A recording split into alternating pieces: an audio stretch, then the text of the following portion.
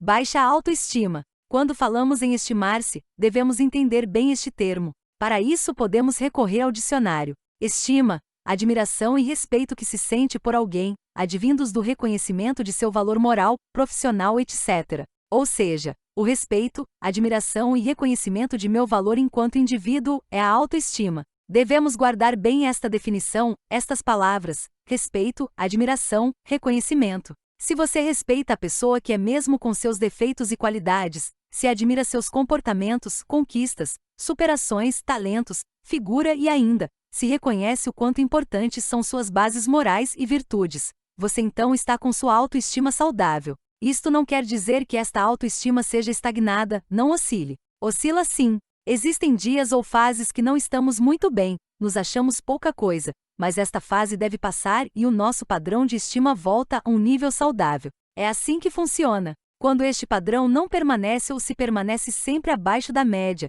teremos então de entender e tratar a baixa autoestima. Aquela sensação de não ser capaz, de estar sempre atrapalhando os outros ou de ser um peso, pode se agravar a ponto de desencadear sintomas depressivos, ansiedade generalizada e outras psicopatologias. É saudável um medo e insegurança diante de uma situação nova, uma prova, entrevista de emprego, o primeiro contato com alguém interessante, etc. Mas ficar o tempo todo se culpando por erros, fracassos e se sentindo vítima do mundo é um reflexo claro da baixa autoestima, e este sentimento precisa ser identificado o quanto antes para que possa ser tratado adequadamente e assim, estabelecer o equilíbrio entre o amor próprio e a humildade saudável. Mas como é que acontece a baixa autoestima? Esta é uma pergunta bem ampla e complexa, pois cada pessoa reage de uma forma diante de uma situação desagradável. Mas podemos dizer que de uma maneira geral, a pessoa desenvolve uma baixa autoestima desde a infância. Se ela era desestimulada a fazer as coisas,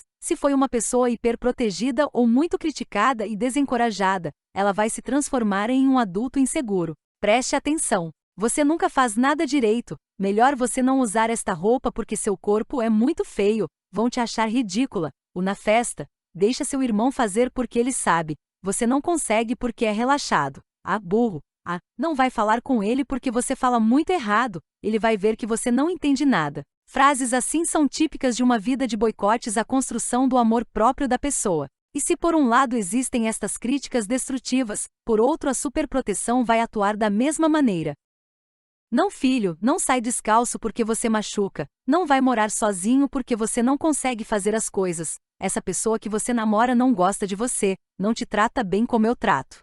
Estas expressões também vão mandando mensagens para o inconsciente da pessoa de que ela não é forte o suficiente, que não é capaz. Estes dois exemplos de conjunto de frases são situações típicas que acabam por criar pessoas excessivamente ciumentas, inseguras e medrosas, ou seja, pessoas com baixa autoestima. Uma autoestima deficiente não acontece de um dia para outro. É construída aos pouquinhos diante de frustrações que não foram devidamente elaboradas.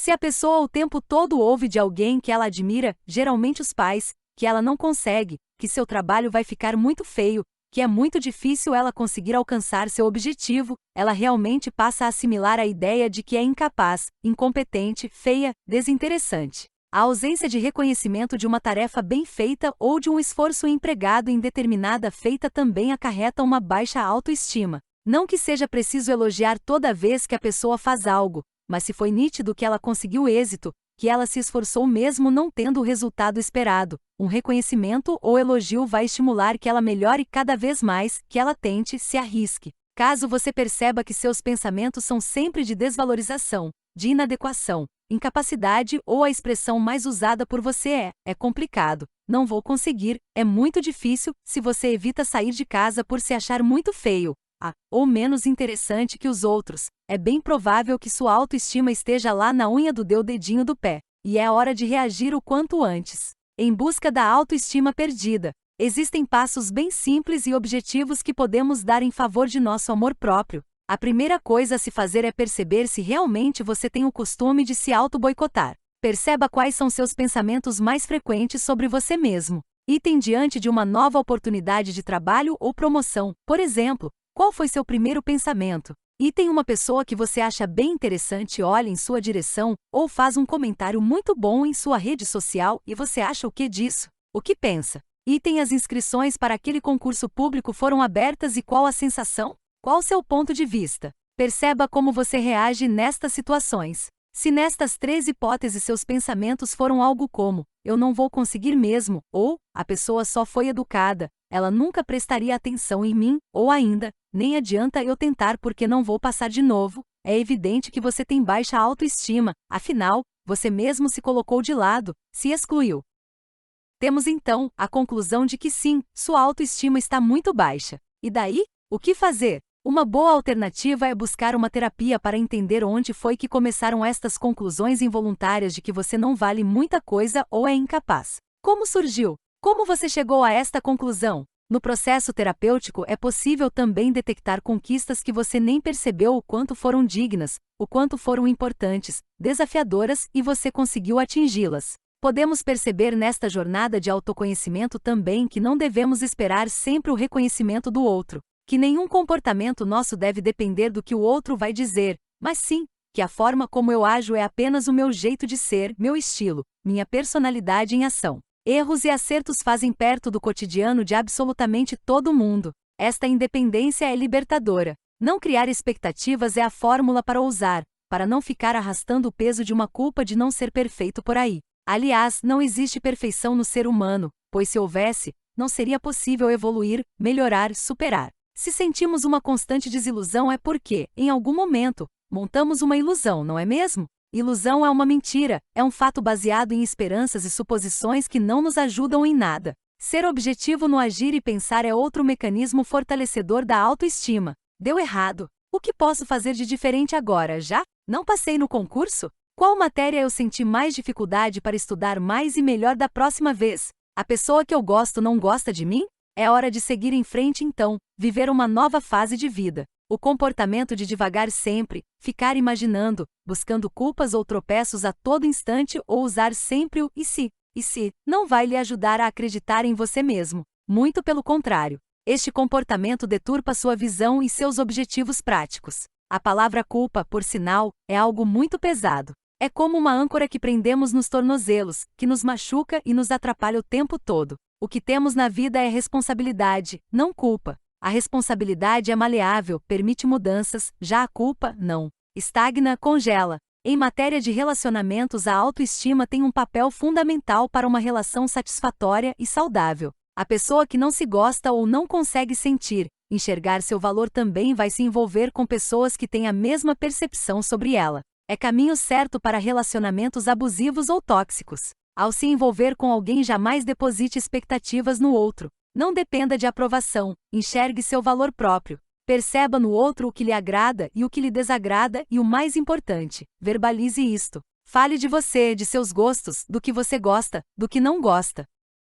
Deixe claro, pois assim tudo flui com mais facilidade, mais confiança e segurança no relacionamento. A pessoa te deixou esperando muito, se atrasou mais de uma vez? Diga isso com educação e gentileza para que o outro saiba que é assim que você funciona, que não gosta de atrasos. O atrasado foi você? O mundo não vai acabar quando o outro demonstrar que não gostou disso. A pessoa vai criticar o comportamento de atrasar e não você, especificamente. Diferencie as coisas. Se alguém lhe diz, você está atrasado, isto é só um fato, não é um julgamento. Sim, porque muita gente, ao invés de ouvir o você está atrasado, ouve além, ouve um você é incompetente, não é responsável, não presta. Preste atenção se seu subconsciente não puxa estes julgamentos nocivos a todo momento diante de um erro. Outra ferramenta necessária para se elevar a autoestima é assumir os próprios erros ou falhas. Quem joga a responsabilidade para o outro é alguém inseguro demais. Perceber o próprio erro, dizer para si,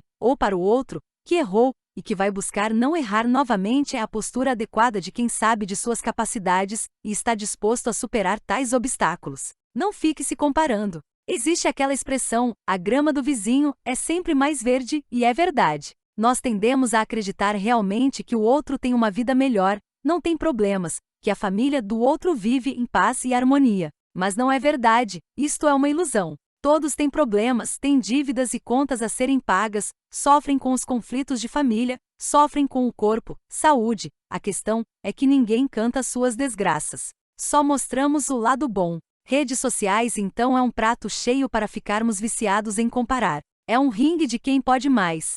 Não entre nesta roubada, não dê murro em ponta de faca. Comparar-se com frequência é pedir para sofrer, é uma guerra interna muito injusta porque o outro sempre vai parecer melhor, assim como nós também só queremos publicar o que temos de mais especial. Então esqueça, caia na real. Todos temos conquistas e fracassos. É assim que funciona. É um ciclo. Uma hora dá certo, outra dá errado e é assim para todos. Outro ponto que deve ser trabalhado para melhorar a autoestima é o comportamento social. O jeito como se lida com críticas e dissabores faz toda a diferença. A partir do momento que você está inserido em uma sociedade, é preciso aceitar que pessoas são diferentes e agem de maneiras distintas. Umas são gentis, outras são arrogantes, prepotentes. Existem os chatos, carentes. E tudo isso é o jeito deles. Independem de você. Aceite o jeito de ser do outro e absorva somente o que lhe for útil. As pessoas são como são e você não vai mudar isso. Elas só mudam se quiserem mudar. Fato.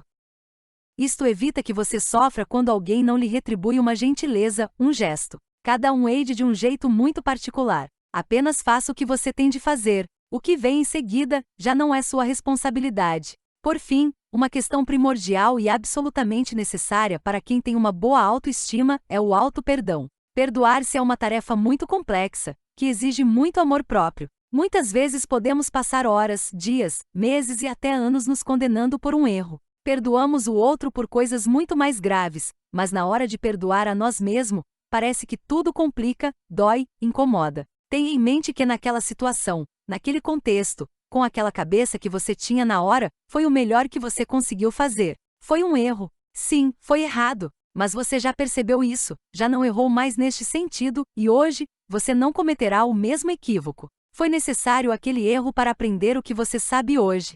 Perdoe-se porque, afinal de contas, as pedras mais preciosas precisaram ser lapidadas com firmeza para que seu brilho aparecesse, não é mesmo? Ame-se, pois só assim você poderá sentir o amor em toda sua plenitude, tendo-se-a ou não.